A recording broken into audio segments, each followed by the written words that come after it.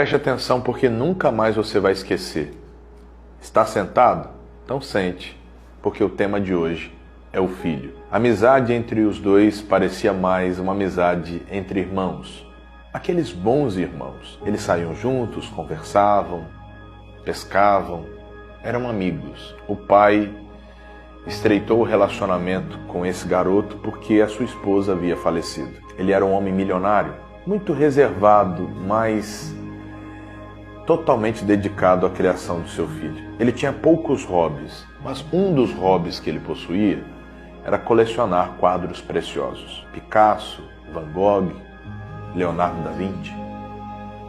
Quadros que muitos milionários gostariam de ter, mas ele tinha em seu acervo pessoal e ele não abria para quase ninguém. Num determinado período, houve um alistamento para a guerra. O filho dele foi convocado. Com muita dor no coração, ele viu o filho sair de casa. E o filho disse: pai, fique tranquilo, porque eu vou voltar. Esse garoto, por ter sido criado com o pai, ele era muito verdadeiro, muito amigo. E serviu com ele um grande amigo, mas um grande amigo mesmo, nesta mesma guerra. Mas o pior aconteceu. Um ataque fatal tirou a vida desse nobre filho. O amigo ficou desconsolado. A notícia chegou ao pai e esse amigo ficou responsável de levar o que sobrou do fardamento para o pai, que estava inconsolável. No meio do caminho ele teve uma ideia e ele pegou uma folha e ele rascunhou um desenho, os principais traços do rosto daquele seu grande amigo. E junto com o que restou do fardamento, ele entregou também o desenho. O pai, inconsolável, abraçou aquele amigo e disse: muito obrigado por retratar tão fielmente os traços mais marcantes do meu filho. O tempo passou, aquele nobre homem não estabeleceu mais vínculo de família e ele acabou falecendo. No testamento haviam vários bens, alguns foram doados, mas especificamente os quadros foram para um leilão. Alguns homens vieram de longe para aquele leilão, pois era um acervo muito cobiçado. E no dia, o pregoeiro, ele estabeleceu uma regra que deixou muitos decepcionados. O primeiro quadro a ser leiloado não seria uma obra de arte renomada, mas sim um quadro simples que possuía um valor sentimental para o falecido. E o título desse quadro era O Filho. Ele começou: dou-lhe uma, dou-lhe duas, dou-lhe três, e nenhuma oferta. Nada, ninguém. E as pessoas começaram a ficar eufóricas, dizendo: queremos os outros quadros, passe logo esse do filho. Ele disse: enquanto não houver o arremate do quadro Filho, o leilão não prossegue.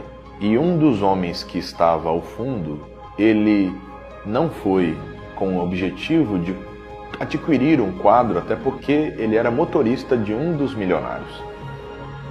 Ele levantou a sua mão e fez uma humilde oferta. Era tudo que ele tinha no bolso. E ali foi lançado: dou-lhe uma, dou-lhe duas, dou-lhe três. E ele adquiriu aquele quadro. No momento que ele adquiriu, houve uma comemoração muito grande. Alguém gritou: pronto, agora vamos começar e vamos para a parte que nos interessa. E aí o pregoeiro bateu o martelo e disse: o leilão está encerrado. Todos entraram em choque, discutiram e falaram: viemos de longe, pagamos um alto preço, largamos nossos compromissos por nada? Como assim?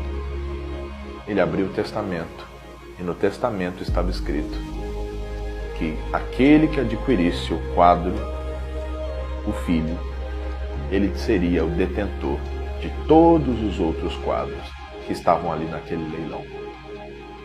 Aquele humilde homem adquiriu o filho e ele adquiriu tudo. No Evangelho segundo João, no capítulo de número 3, no versículo 35, diz assim: O Pai ama o Filho e todas as coisas entregou nas suas mãos. Aquele que crê no Filho tem a vida eterna, mas aquele que não crê no Filho não verá a vida, mas a ira de Deus sobre ele permanece. Quem tem o Filho tem tudo. Talvez você ainda vive numa falsa ilusão de que as coisas materiais, elas podem suprir aquilo que é essencial. A grande verdade é que todos que estavam ali queriam apenas saciar o seu ego com uma tela em sua parede. Mas aquele humilde homem foi o mais sensível. E ele sabia, lá dentro do seu coração, que aquele quadro era o mais valioso, porque não era o quanto ele valia, mas sim o que ele representava.